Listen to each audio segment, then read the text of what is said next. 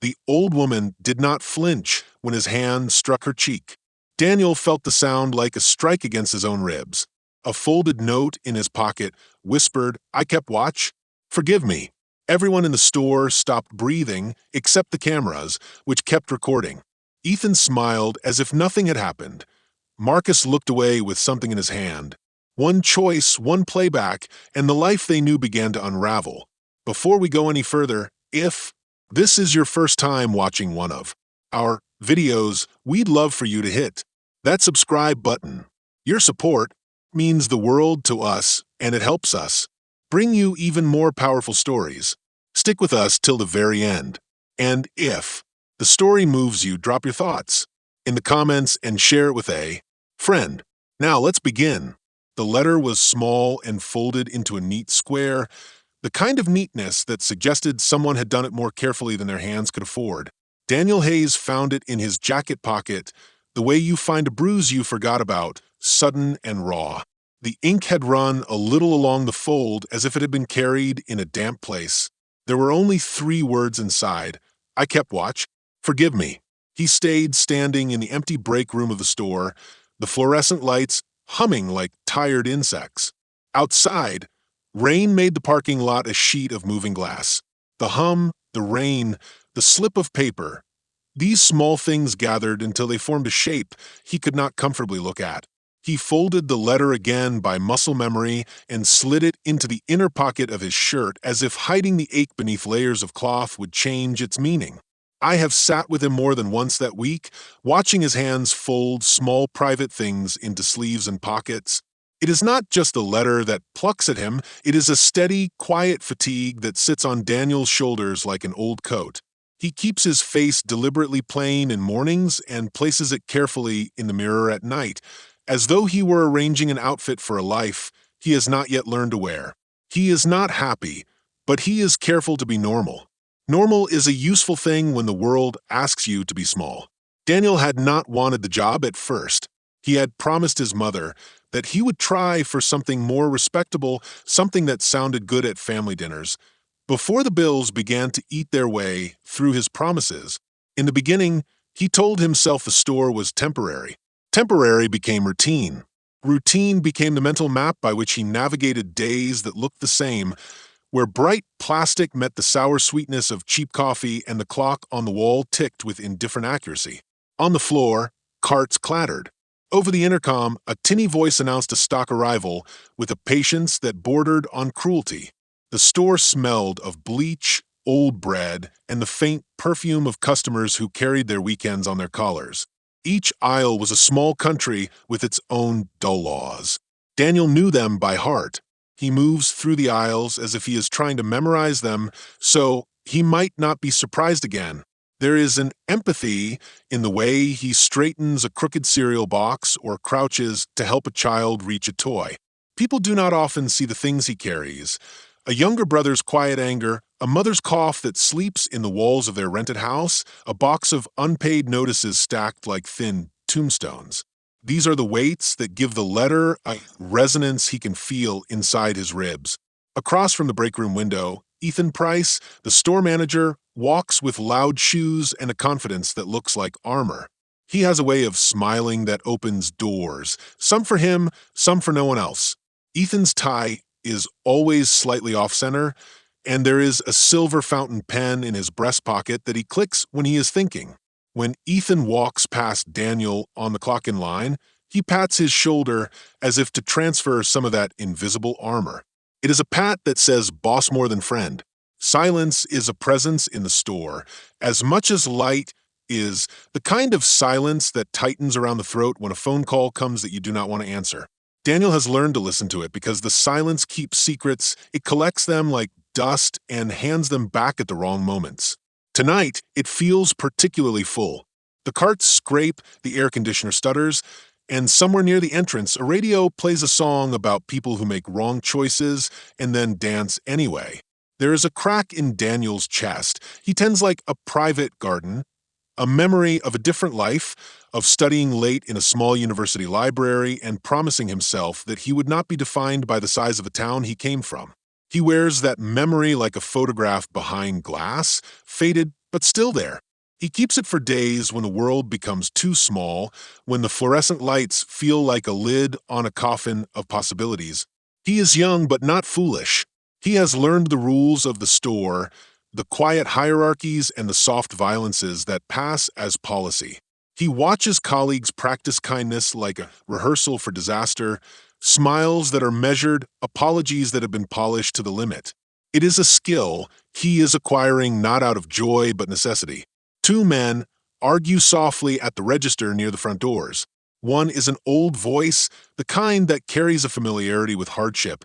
The other is younger and sings with the sharpness of entitlement. Daniel watches their mouths move as if he were reading a language he half knows. He does not intervene. Intervention has consequences he cannot afford to pay. Watching becomes its own kind of survival. Tonight, a woman arrives with slow steps, as if the world were still learning to make room for her. She carries a paper bag and walks with a dignity that does not ask for recognition. Daniel notices the way her hands are steady despite the tremor in her fingers. For a moment, the room seems to lean toward her. It takes very little, a look, a sound, to change the balance of any room.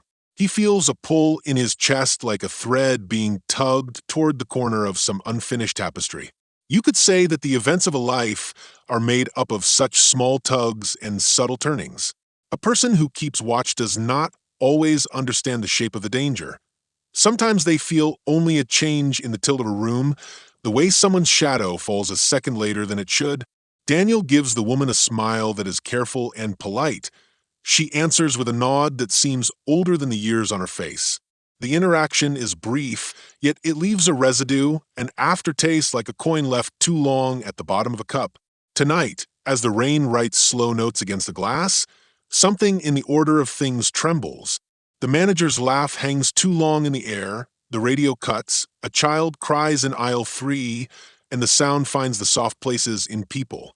These are the moments before a small, inevitable thing, like the pause right before a storm opens, that makes the body hold its breath. Daniel tastes the salt on his own tongue and wonders vaguely if he will ever be forgiven by the person he used to be. There is a knot in the back of his throat he cannot swallow down. He thinks of the letter again. I kept watch. Forgive me. He does not know who kept watch or from what. He knows only that someone once decided to protect something, and that in the failing of that protection, someone else had to live with the consequences. The thought settles and does not leave. Outside, the rain lightens as if the sky itself is not yet decided. The store continues its small, exacting life. Barcode beeps, rubber tires, the shuffle of feet. Daniel straightens a stack of price tags with hands that know how to make order out of chaos. He does this work because it buys him time to think, time to hold a secret like a small, dangerous bird. He thinks in a half-formed way that the night will pass as nights always have. Then again, he thinks, nights keep secrets until they do not. The slap cut through the store like a sudden wind through warm glass. It was sharp and quick, a clean punctuation that stole the breath from the room. For a beat, the place held its noise like someone holding water in cupped hands. Carts frozen mid-tilt, the intercom stalling, a cashier's ring half-sounded. Daniel felt it in his chest as if the sound had struck him directly. He did not move at first. The letter in his inner pocket felt suddenly heavier. I will say this plainly. There are moments when a life, for reasons that will later seem both small and enormous, changes direction. The sound of a hand on a cheek is such a moment. It draws an invisible line and asks everyone who witnessed it to choose a side, even if they do so by turning away. Margaret Clark stood under the harsh ceiling light, her back straight, though her shoulders carried the patience of many winters. She had a paper bag hugged to her chest, the grocery list folded in a corner of it like a secret. There was a dignity about her that made the fluorescent bulbs look cheap by comparison. She had walked with slow steps when she entered, and she had spoken with an even, clear voice when she asked the clerk about a brand of tea. She had not expected to be noticed beyond the ordinary kindnesses given to an old woman on a rainy night. Ethan Price's hand hung briefly in the air where it had just landed. He looked not guilty, Guilt is a quick-burning fever and shows on the face, but annoyed, as if some clock had been wrung out of rhythm. His mouth was a small hard line. His tie, the one he always wore slightly crooked like a practiced charm, seemed suddenly indecent. He had not meant the slap to be theatrical. It was meant to puncture, to mark a border. That is, the cruelty of people who think power is a reason. They imagine it will bend the world in neat, visible ways. An impartial observer would catalog the witnesses. Marcus at the register had his fingers stiff on the scanner, eyes flicking between the manager and the woman like someone watching for the next cue in a play he did not want to be in. Lena, the assistant, had frozen by the magazine rack, lips parted as if for an apology she could not find. A child in aisle 3 began to cry, the sound thin and thin again until it became background noise. A phone camera blossomed into existence. Someone had begun to film the tiny red light of a patient witness in the crowd. Daniel's hands clenched around a stack of price tags until the paper dug into his palms. The letter in his pocket seemed to answer itself with a million small accusations. I kept watch. Forgive me. He could feel the weight of those words like a coin in a shoe. He had been watching in his small way the seams of the store, the places where policy met people, and sometimes tore them. Watching makes you complicit sometimes because the world expects watching to be enough. He had told himself it was enough for a long time. Tonight, watching felt like a thin, dishonorable blanket. Margaret did not clutch at her cheek. She steadied herself and took a breath that smelled faintly of eucalyptus and the store's bleach. When she spoke, her voice did not tremble. It was the kind of voice that belonged to women who had been struck by life before and had chosen their words like tools. "You will not speak to me that way," she said, and the sentence was a small soft thing that carried a weight, like a coin dropped into a deep well and heard 2 floors down. The manager's jaw worked. "You shoplifted," he said, an accusation flung like a stone meant to make a splash. There was the professional cadence of a man reciting policy, but the undercurrent was something else. Impatience, perhaps, or the sure boredom of someone who needed drama to feel large. Around them, the store's air smelled suddenly metallic to Daniel, as if electricity set the lights on edge. It is true. The world often accepts certain stories because they make sense to it. A manager accusing a customer looks tidy on paper. Yet the neat explanation is rarely the whole truth. There are always other hands behind the scenes, someone who whispered a rumor, a camera angle chosen, a ledger entry made to balance, an ambition. The neat thing is that the neatness can be staged. Margaret's fingers found the strap of her bag and lifted it like a shield. Something glinted at her wrist, an old gold bracelet, worn soft by years. Daniel noticed the bracelet without planning to. He carries a memory like a photograph behind glass, and small details stand out when a room tilts. There was a tremor in the manager's eyes then, a flicker like an insect's wing. For a second, Daniel thought he saw recognition cross Ethan's face, something not of guilt, but of calculation. The pen in Ethan's breast pocket had clicked twice, a thought sound he made when making choices he believed were unchallengeable. Someone's phone kept recording. The red light was relentless. The video, like all small, bright witnesses, would not forget the angle it had captured. A child's sob redoubled into the air. Customers gathered at a cautious distance, their faces lit by curiosity and the soft glow of aisle signs. Daniel knew the rules he had learned.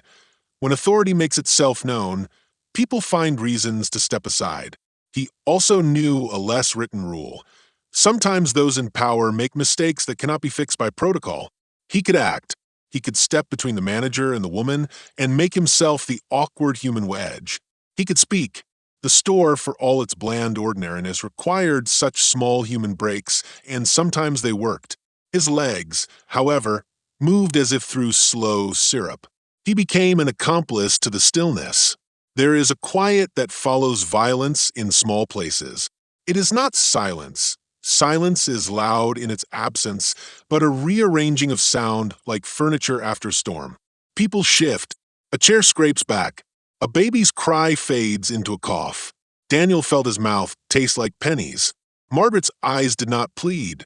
They held something else, a patient assessment of what had happened and a store of knowledge he could not yet read. She lifted a hand and, in a voice that was low enough only to be heard by those near, said, "You should be ashamed, Ethan."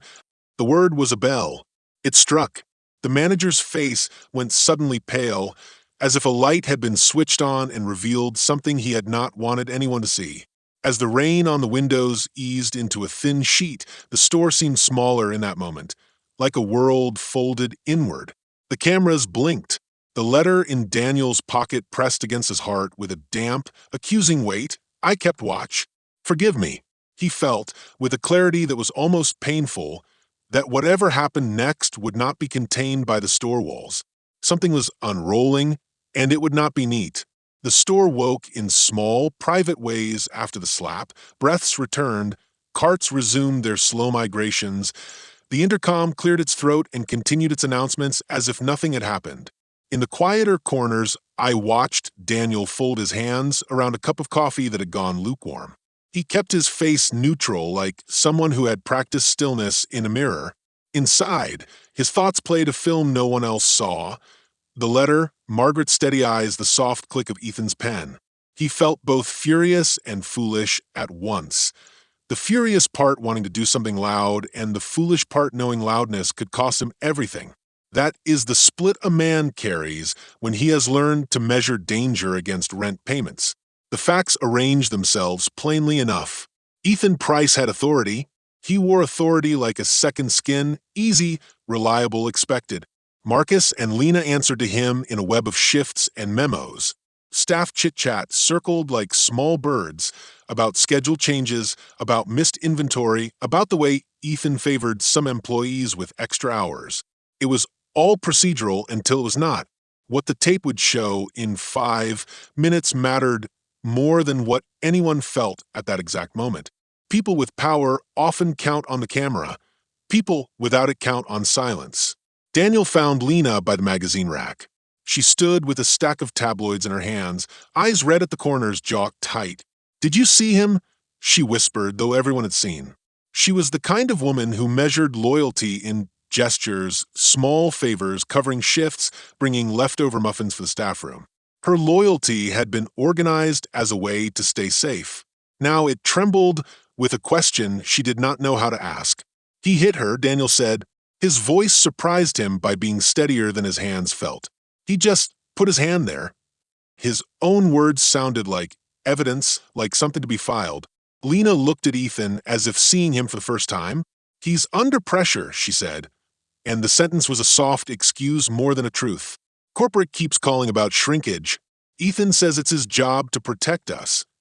She swallowed and added, almost to herself, "Maybe that's how he protects." Margaret sat on a bench near the entrance, the paper bag at her knees like an anchor. Up close, her skin told stories. Her hands were maps of small, hard years. She spoke when someone offered water, and she accepted with a calm that made the offer feel clumsy. She did not ask for pity. She did not demand justice at that moment either. What she had, instead, was a steady, private knowledge that read rooms for what they were. "I don't want trouble," she told Daniel later, in a voice without heat. "I came for tea.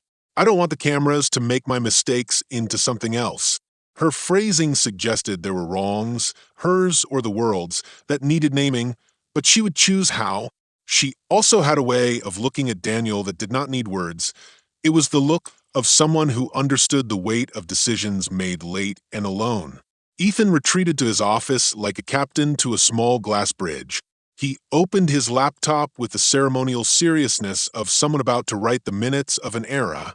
I sat with him in the way you sit with people who are solving puzzles, close enough to see the cracking, but not so close that you can help fix it.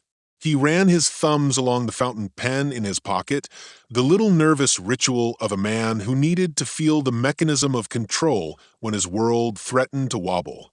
"I can't have this on social media," he said when Marcus knocked and told him the video was already circulating. His voice was not loud.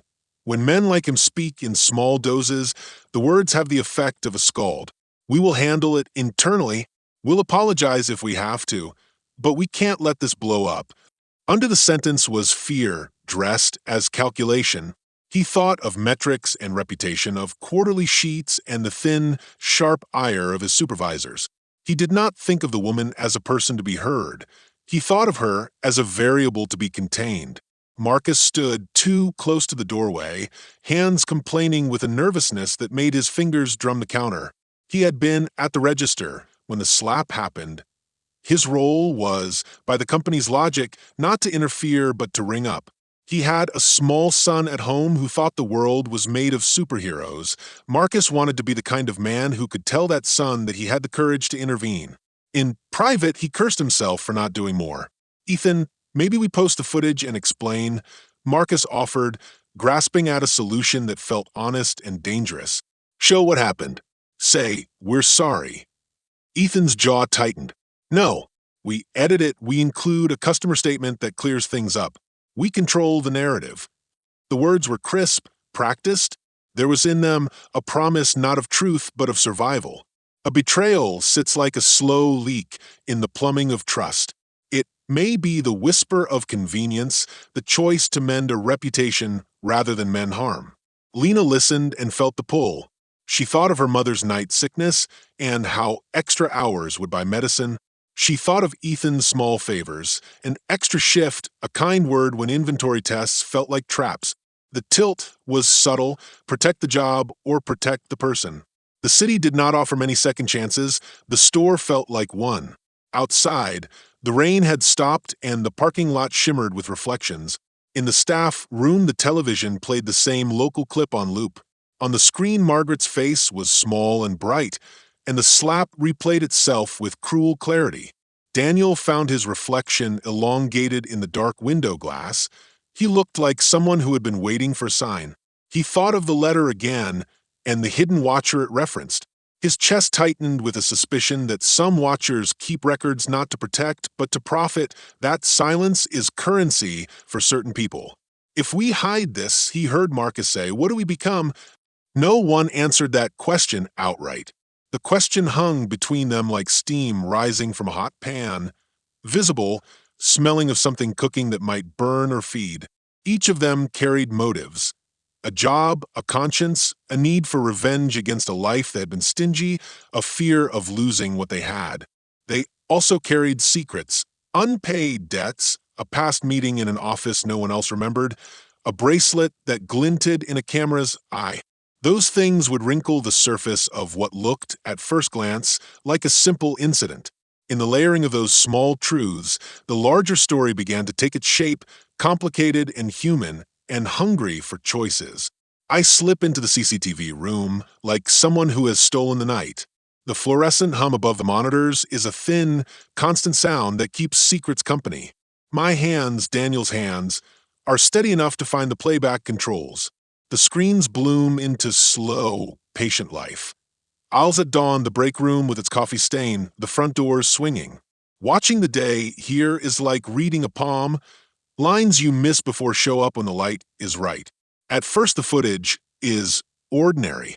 Margaret moves through aisle 5 with a steady gait, fingers trailing the edge of a shelf as if she reads the goods like a line of braille. Ethan appears later, pacing with that practiced look of a man rehearsing authority. He speaks to a clerk, and the clerk nods, the sort of nod that carries debts rather than agreement. Then a frame holds. There, by the bathroom door, Marcus. He looks small, shoulders hunched, palms empty. He checks over his shoulder, the motion of a man who expects someone to be waiting. I watch, and like a fisherman who thinks he sees a ripple but finds an animal, I see the hand movement that breaks the script. Marcus reaches toward Margaret's bag. It is a small motion, one the world is inclined to call accidental. He slides something wrapped, into the folds of her paper bag. Margaret does not notice. Ethan watches with an expression that is neither kind nor sorry. It is careful, as if timing is a tool, and he is skilled with it. The angle is clear. The hand, the lean, the glance exchanged. It is not an accidental thing at all. The observer voice, the impartial note, would list facts now without pity. The video shows Marcus placing a package deodorant behind a box into Margaret's bag at 2:17 p.m. The same footage shows Ethan earlier whispering by the storeroom and tapping his pocket where his fountain pen catches the light. Later, the clip from tonight shows Ethan intercepting Margaret near the registers and accusing her and the slap. The frames line up like a sequence of permissions given and taken. The neat, sad logic of a setup unfolds. Evidence does not cry, it only points. My chest tightens with a personal heat I did not expect. The gentle narrator, worn, human, remembers a small paper square pressed into his palm earlier that night, the 3 words that had felt like a pebble dropped in his shoe. I kept watch. Forgive me. The paper had been warm, the handwriting hurried. I had assumed it belonged to a stranger. Now the footage names the stranger. It is Marcus. He is not only a bystander, he is the accomplice who made the accusation possible. When I shut the monitors, the room returns to its hum, and the air tastes like metal. I find Marcus in the break room, standing by the vending machine as if its glass could answer him. He looks older than the day, as if something invisible pressed into his spine. His fingers fidget with the seam of his sleeve the way a guilty man counts steps. You put something in her bag, I say. My voice is quieter than I intend, as if we are sharing something fragile in a crowded place. Marcus's head drops. For a moment his pride fights with a deeper tiredness and loses. She deserved to be stopped, he says, and the sentence is the kind of rationalization people solder onto regret to make it bearable. Ethan said she'd been bringing items out before. Corporate's on his back. If we could catch it, if we could make it clear he could protect our hours, our jobs. He swallows. He promised Lena would get that extra shift if she covered for him. His voice cracks. I didn't want to lose my boy's birthday money. I kept watch because I thought Ethan had a plan to stop it without hurting her. I was wrong. Betrayal is not a single blade, but a folded map of small choices. Marcus did not strike the blow. He slipped the stone that made the avalanche possible. The emotional narrator in me, soft and human, feels the betrayal as a knuckled fist, the person you thought would do the right thing instead choosing the safer theft of truth. You wrote the letter, I say slowly, the one that fell into my pocket. He flinches. I left it in the staff room. I meant to give it to her. I meant he chokes on rest.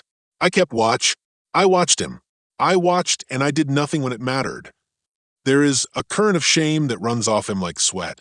He had watched Ethan take small envelopes from the register weeks ago. He says he had seen Lena sign inventory reports that made holes look like mistakes. He had been asked to look the other way. He kept the knowledge because the cost of speaking seemed larger than the cost of quiet. Eviction notices to be avoided, a son's shoes to be bought, a mother's pills to be paid for. It is not an excuse. It is a map of motive. The twist is not only that Marcus helped stage the accusation. It is also that the letter, those 3 small words, was not a random note, but a confession tossed into my life like a live coal. I had carried it in my pocket without understanding the heat. The words, I kept watch, forgive me, had been aimed at Margaret. They were a plea for a woman they had framed. The paper's warmth had been guilt, and now the guilt has a shape. I thought if I put the item, if we had proof, then Ethan would have to do the right thing, Marcus says. The futility in his voice is a kind of mourning. I wanted the store to be safe. I wanted to keep my job. So, the first twist snaps into place. The neat story the store told itself, manager acted on observed theft, is false. The truth is not here. The people who had the power to decide had decided to shape the evidence, and someone who once watched had become a participant. For Daniel, that is, for me, this betrayal complicates everything. The moral map I had been using to navigate right and wrong now looks like a cheap sketch. The person I had trusted to be the moral center of our small workforce is marked by fear and bought favors. The person I had thought small and helpless, Margaret, was not the intruder but the interrogator. The watcher who had asked for forgiveness now stand before me, asking it again, eyes raw with a plea that smells of old fear and new regret. Outside the windows, the parking lot is a black mirror. The lights of cars blink like questions. My hands tremble, not with fear of losing a job, but with the knowledge that a decision now is not simply about truth. It is about whom I will become if I choose to speak, and whom I will become if I remain quiet. The letter in my pocket presses against my sternum like a second pulse. I kept watch. Forgive me. The store felt smaller now, as if the walls had learned to lean in when secrets were spoken. The CCTV room's monitors glowed like small moons, and the hum above them sounded like a throat clearing. Outside, the wet pavement reflected the sodium lights, and the world seemed double what happened and what the cameras showed. That doubling made choices heavier. Every step might be seen twice. I kept the footage on my phone because paper felt too loud and screens felt like witnesses. The video had already been clipped and shared by someone with a faster thumb than mine. The red record light had become a rumor. People in the neighborhood had seen the slap. Some called for the manager's head, others for calm. A small crowd gathered outside the automatic doors, their breath visible in the cold, as if they fed on the same oxygen of outrage. Phones lifted like small altars, opinions were quick to be served. Corporate calls. Their voices were thin, formal, and practiced. They spoke of reputation, metrics, and a scheduled audit. Ethan's face when he listened tightened into lines that wanted to be excuses. He repeated that they would handle it internally, that an apology recorded with the right words could close the wound. He did not seem to understand that wounds bleed even after stitches. The corporate hand wanted to stitch neatly, and in their work the human edges were to be smoothed away. Marcus began to avoid the break room because his reflection looked accused in the vending machine glass. He kept his hands in his pockets and spoke in the kind of smallness people adopt to protect themselves from being interestingly judged. Lena went quiet when customers asked her what happened. She nodded, not knowing whether the nod was support or denial. The extra shifts Ethan promised her felt suddenly like a chain. She could see in a slow, soft way how favors curl into obligations. Margaret sat in the quiet corner of the store, as if she had decided to occupy a point on a map and not move from it. People offered to bring her water. She refused with a soft dignity that made help seem clumsy. She did not look needy. She looked watched. Behind her eyes were years that had taught her when to speak and how loud to be when speaking. She told Daniel, out of a habit of truth that surprised him, "I don't want revenge. I want fairness." Her voice had the clarity of someone who had learned the difference. The moral weight of fairness rested on Daniel like a physical thing, heavy and warm. He thought of his mother sorting pills into a weekly tray, of his brother's sharp silence at the dinner table, of unpaid notices stacked in a corner like small gray stones. If he took a stand, those stones might topple into noise. If he stayed silent, his hands would be clean, but his teeth would ache with the taste of betrayal. The ledger of life had little compassion for moral theatrics. It preferred quiet calculations and survival. There were external pressures, too. A local news van idled across the street because modern outrage attracts camera vans like moths to light. A reporter wanted a comment. A councilwoman called for an inquiry. A small, well-meaning protest started on the sidewalk with signs reading "Justice for Margaret" and "Stop Abuse." They chanted in voices that sounded brave and young. The store's morning shift staff pressed their foreheads to the window as if they could hold the crowd at bay with breath alone. Each new voice raised the stakes for Daniel. The watchers outside were not just looking at Ethan now, they were looking at everyone who had roles in the moment. They wanted action, and action meant naming. Naming meant consequences. Daniel felt the pressure of those consequences like an incoming tide. If he spoke, he risked his job, the extra shifts Lena needed, the brittle peace Marcus had been buying with small compromises. If he stayed quiet, he risked complicity, and that possibility tasted worse than any immediate loss. At night, the store became a theater of small decisions. The fluorescent lights softened into a white that still stung the eyes. Daniel walked the aisles with the kind of attention that breeds either courage or paranoia. He found himself replaying moments. A glance, a tap on a pocket, Lena's small hush. In the quiet, he heard his own voice asking a dangerous question. Who do I want to be when history asks me? The question was not theoretical. It asked for an answer that would show itself in action. Lena came to him with a trembling hand and a truth that added another pressure point. She said, I didn't know it would go that far. Her eyes were rimmed with red. Ethan asked me to alter a report. He said it would help the store. He promised Marcus the extra hours. I thought it was a mistake we could fix. The confession landed like a stone in Daniel's palm. It was not the only stone he now held. Marcus's note burned there too, and Margaret's steady dignity. Each piece made the pile unwieldy. Daniel also received a message from someone he had not expected, an old friend from university now working as a journalist.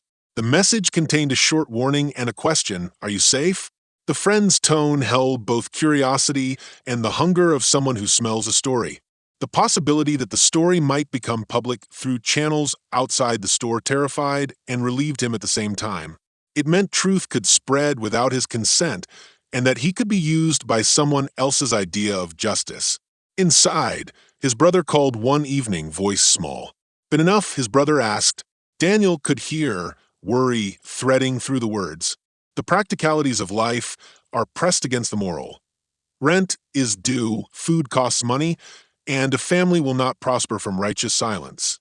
Daniel felt the two worlds collide, the ethical and the everyday, like two trains on converging tracks. That collision sharpened the internal dilemma. He began to imagine the shape of consequences.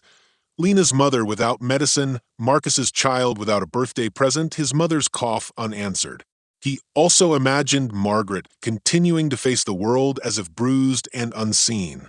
The image of her steady hands, the gold bracelet catching light, lodged like a burr in his mind. He had watched, he had a choice. In the quiet that followed, he sat alone with the footage and the letter and let both speak. The dual narrator in him, empathetic and impartial, argued like two people sharing one body. One voice said truth, the other said survival. The store hummed around him, indifferent but watching. Choices did not feel like abstract concepts now. They were small, heavy things he could hold and drop. He knew the moment of decision was near, and with that knowledge came a cold that was not from the rain. It was the cold of knowing the cost of courage. The night felt like a held breath. The automatic doors sighed as people pushed through, and the crowd that had gathered on the sidewalk pressed closer to the store windows like they'd come to watch a slow, living picture. Phones glowed in a dozen hands. The light from them painted strange maps across faces. The rain had stopped, but the air smelled of wet asphalt and something metallic, like a coin dropped on a tile floor. I stood by the manager's office door with my phone in my hand.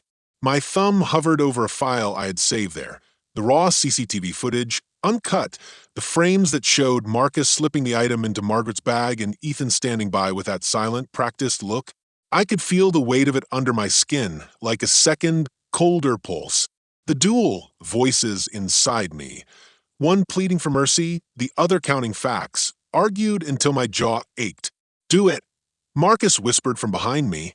He had come to the entrance as if dragged by his own conscience. His face was washed out in the light. He breathed fast, like someone running to catch a bus, and then deciding he did not want to get on. Lena was beside him, hands clenched as if she could hold herself together by force. Margaret sat near the registers with her bag on her lap, the gold bracelet on her wrist catching the store light like a small, patient sun. Ethan emerged from his office as if summoned. He walked with the controlled step of a man who has rehearsed confidence in mirrors. His tie hung like a noose he could not quite see. When he saw the crowd and the phones, his mouth went thin. Somewhere beyond the glass, a reporter's shout cut through the murmur. "We want to know what happened here." I set my phone on the counter and connected it to the store's display with a cable I had fished from the supply closet. The screens across the aisles blinked, then filled with the pale, grainy life of the day's recorded hour. The footage began without preface, Margaret browsing, Marcus moving close, the small, deliberate motion of an item being placed into a bag. The image then jumped to Ethan confronting her at the register, the accusation sharp and quick, the slap landing like thunder. The crowd watched. There was a sound that was not a single thing, somewhere between a gasp and a rustle. People leaned forward as if they could push into the screen and change what had been done. The impartial voice I carried cataloged the facts with a bluntness that felt brutal. The footage was time-stamped, the angles matched, the sequence consistent. The evidence was a slow, unemotional thing that did not plead. Ethan's face did not immediately betray him. Then the clip moved to another angle, one I had not expected to find. It showed Ethan earlier slipping a small package from under the register into his coat. It showed him speaking to Marcus in the storeroom, the two of them close, the fountain pen in his pocket catching light, like an accomplice. The camera did not lie. The camera only recorded what was placed in front of it. That image landed like a stone. "You set her up?" someone in the crowd said. The words were a drum. Ethan's color left his face in a slow, noticeable peel. He opened his mouth and closed it again. His practiced control seemed to fail him like a machine with a blown fuse. Margaret stood. Her movements were quiet but not hesitant. She approached the counter with the slow dignity of someone who had already decided she would not be reduced to a story made by other people. Up close, her breath was steady. Up close, the bracelet on her wrist was a small, bright circle of history. "You lied to me," she said to Ethan, and when her voice reached him, it was not small.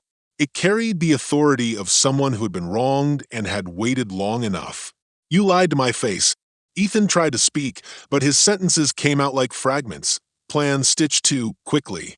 He offered corporate phrases at first about procedure and policy, but the footage on the screens kept playing and the words fractured against it. Marcus stepped forward and, with a voice that trembled, told the truth in a rush. How he had been desperate, how Ethan had promised shifts and protection, how he had been told he was helping the store catch a thief. Lena's confession came next, quieter but steady.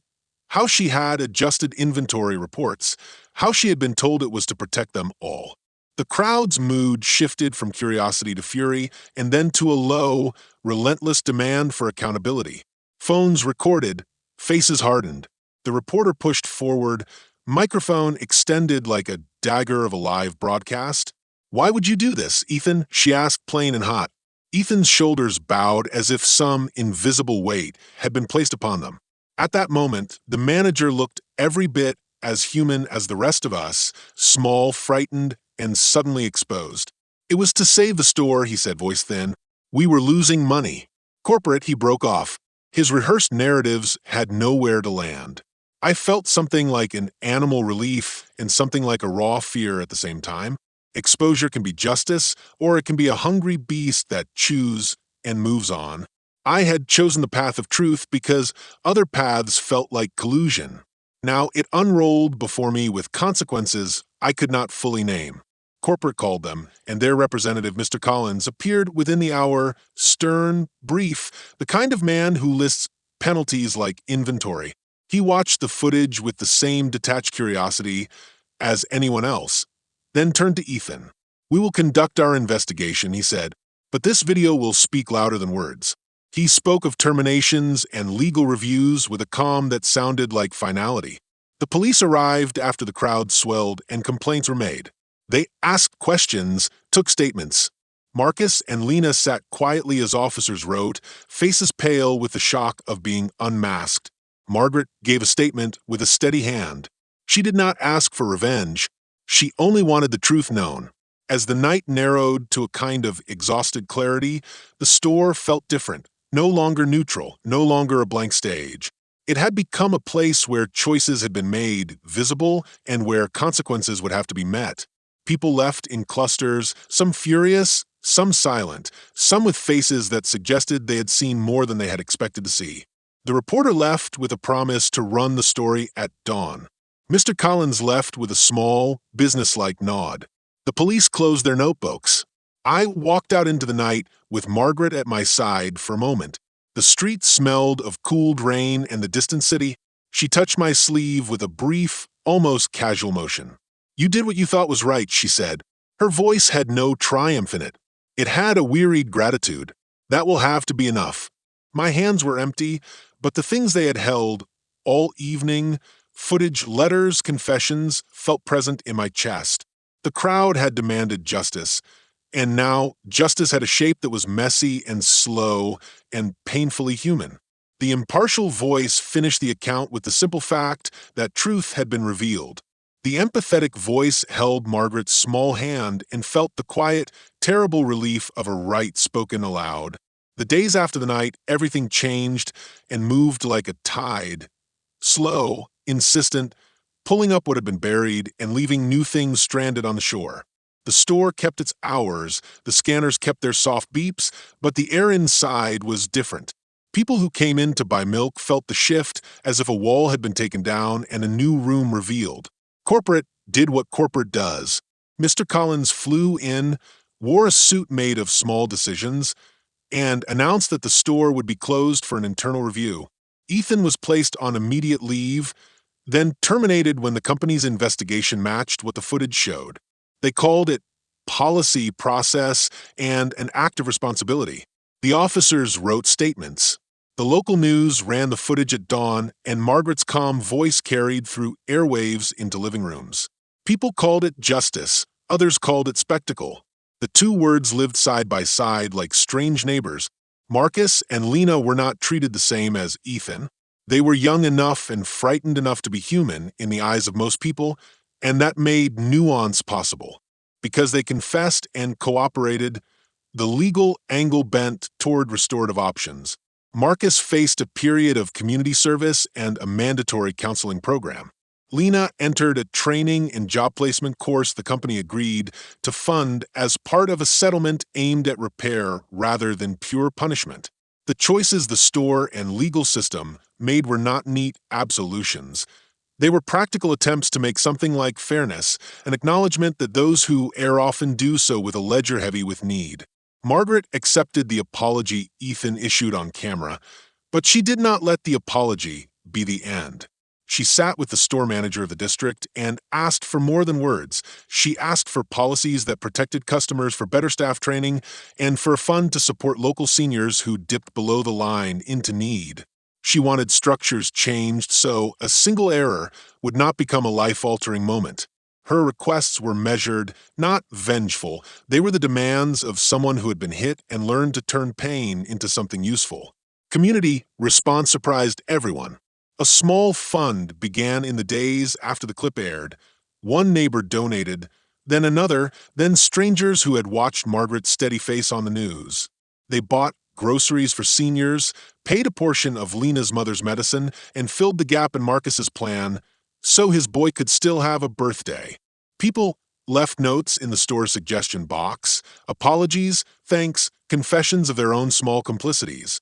The crowd that had first held phones in accusation returned with casseroles and quiet hands.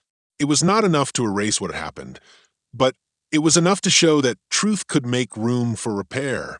I watched all of this with the same uneasy gratitude that had woken me on the night I pressed play on the footage.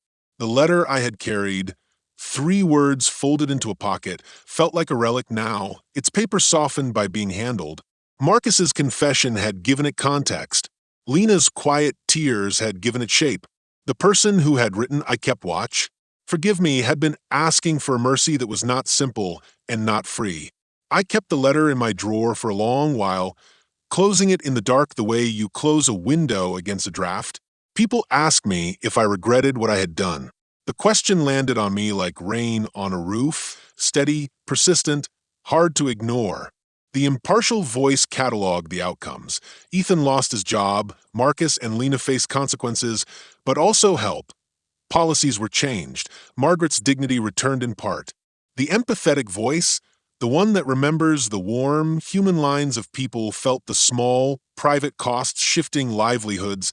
The worry in my brother's voice when I told him I might be suspended, the look on Marcus's face when he said he had done it, so his son could have shoes. What if I had stayed silent? I asked myself in the small hours.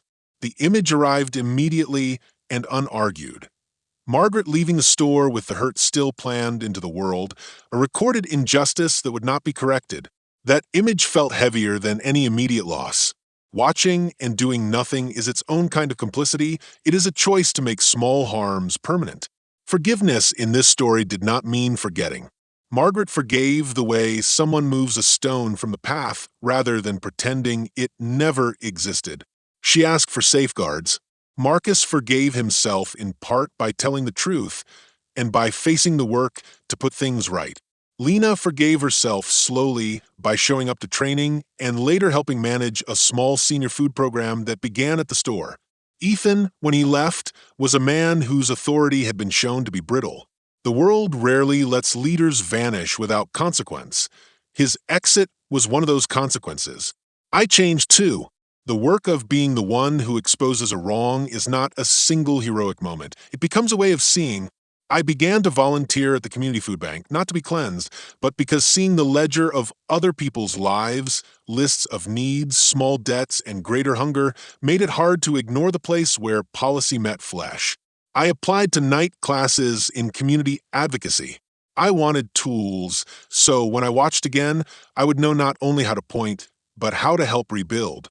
On a bright late morning, months after the night the cameras caught a hand in motion, I walked into the store and saw Margaret standing by the new senior shelf.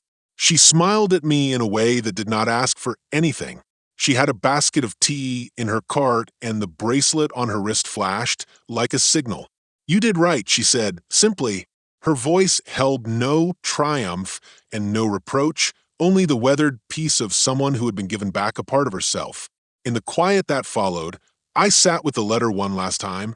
I smoothed its folded edges and let the sentence rest in my mind like a small, honest lamp. I had kept watch, the words read both as guilt and as duty. Forgive me, it had asked. I folded the paper anew, this time with gentleness, and placed it in a small box I kept on my shelf. The box did not make the past neat, it only kept the memory from becoming a habit. The moral was not a clear proclamation. Truth had complicated lives and saved some pieces.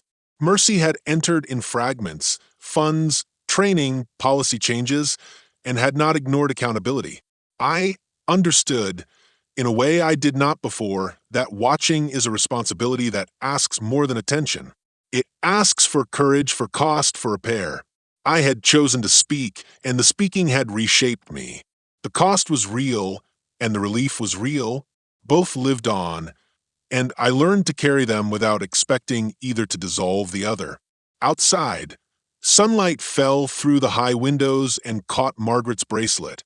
It made a small, bright arc on the floor, and for a moment the store looked like a place that had been used and then repaired. That was the best any of us could have wanted. Not perfection, but a world a little better at remembering what matters. So, tell me, if you were in his shoes, mocked and underestimated, would you have revealed your success or walked away in silence? Drop your thoughts in the comments and don't forget to subscribe for more stories that flip the script on arrogance.